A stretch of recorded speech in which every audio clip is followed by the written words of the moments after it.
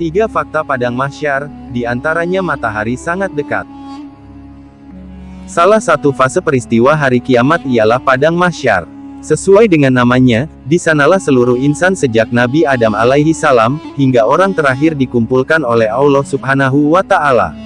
Al-Quran menggambarkan situasi ketika semua makhluknya dibangkitkan dan diadili di tempat tersebut. Di tempat padang mahsyar, setiap jiwa merasakan pembalasan dari apa yang telah dikerjakannya dahulu dan mereka dikembalikan kepada Allah subhanahu wa ta'ala, pelindung mereka yang sebenarnya, dan lenyaplah dari mereka apa pelindung palsu yang mereka ada-adakan.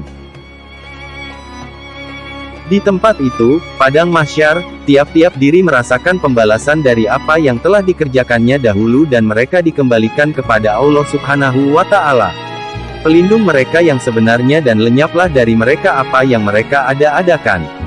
Berikut ini sejumlah fakta kondisi umat manusia dan suasana padang mahsyar sebagaimana dijelaskan Rasulullah dalam sejumlah hadisnya. 1. Tidak berpakaian. Aisyah berkata, aku mendengar Rasulullah bersabda, manusia akan dikumpulkan pada hari kiamat dalam keadaan tanpa alas kaki, telanjang tanpa pakaian, dan tanpa disunat.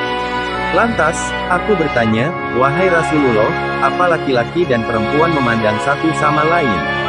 Rasulullah menjawab, wahai Aisyah, masalah yang akan dihadapi lebih penting dari sekadar melihat satu dengan yang lain muttafaq alaih. Artinya, amat besar intensitas kecemasan tiap orang menunggu keputusan Allah atas diri masing-masing.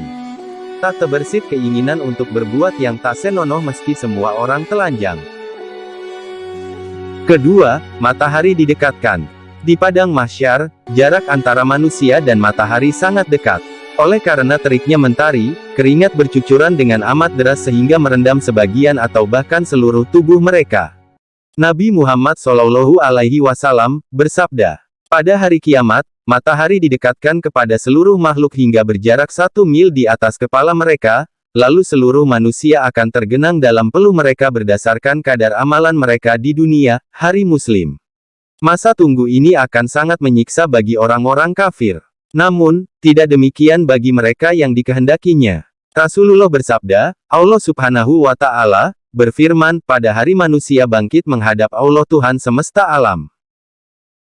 Ketiga, naungan Allah. Rasulullah bersabda, ada 7 golongan yang akan dinaungi Allah dengan naungan arsinya pada hari di mana tak ada naungan kecuali naungannya, yaitu pemimpin yang adil, pemuda yang tumbuh dalam beribadah kepada Tuhannya, orang yang hatinya terpaut pada masjid, 2 orang yang saling mencintai karena Allah sehingga berkumpul dan berpisah karena Allah, lelaki yang diajak berzina, oleh seorang yang berkedudukan lagi cantik, lalu ia berkata, sungguh aku takut kepada Allah, orang yang bersedekah lalu merahasiakannya hingga tangan kirinya tak tahu apa yang diinfakkan tangan kanannya, orang yang berzikir kepada Allah kala sunyi, lalu bercucuran air matanya.